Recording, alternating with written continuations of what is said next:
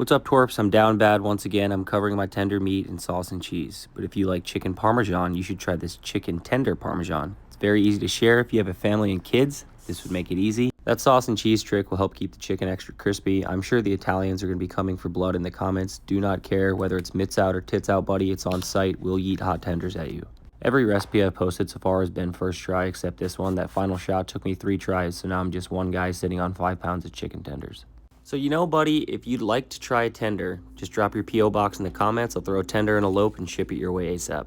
I'll have the full recipe in the description as always. Grease the cheeks, buddies. This was very good. Love you.